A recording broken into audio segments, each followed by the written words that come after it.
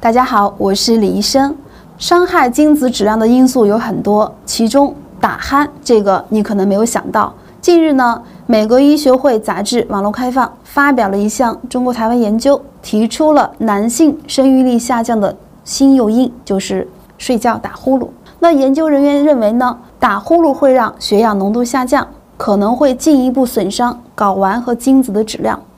那打呼噜的男性呢，不育的风险将增加1.2倍。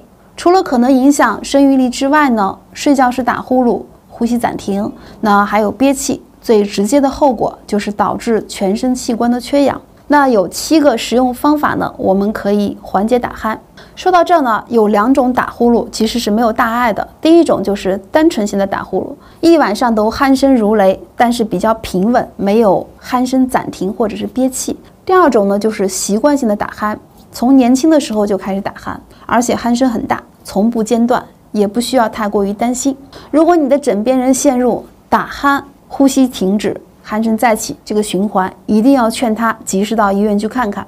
此外呢，还可以通过调整生活方式来缓解打鼾的症状。第一种方式呢，就是减少平躺，换成侧卧。一般来说呢，平躺更容易引起打鼾，这一睡姿呢，使我们舌头和软腭下坠，那阻塞呼吸道，引起打鼾。而侧卧呢，可以避免这种情况的发生。那侧卧的时候呢，可以在2腿之间加一个小枕头或者垫子，让你的脊柱和头保持在一条直线上，可以缓解腰椎的压力，避免醒后腰痛不适症状。第二呢，就是要着重减肥。那人胖呢，脖子就会粗，咽部的脂肪增多，容易导致气道变窄，更容易出现打鼾症状。超重的打鼾人呢，可以尽早的减肥。当你的体重减轻3到5公斤，就能够明显有效的缓解打鼾。第三呢，就是换个枕头。枕头和打鼾是密切相关，过软或者过硬呢都不好。我们建议选软硬适度的，比如荞麦皮枕头，厚度呢让颈椎有支撑就是最好的，不必要太高。第4呢，就是睡前不沾烟酒。饮酒呢可以使咽部的肌肉在内的全身肌肉放松，诱发打鼾。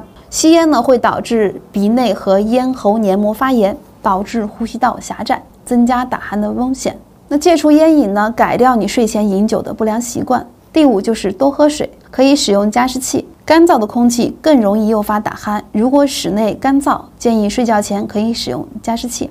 那身体缺水的时候呢，鼻腔和咽部的分泌物会比较粘稠，增加了打鼾的症状。健康成人每天应该喝1500到1700毫升水，睡前1个小时左右呢，可以喝200到300毫升。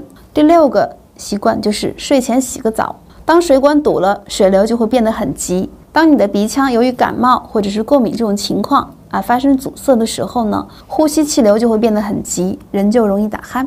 如果打鼾是由于鼻腔梗阻造成的，睡前洗个热水澡，或者是使用鼻清洁器，都有助于缓解症状。第7个就是吹口琴唱歌，锻炼你的上呼吸道肌肉。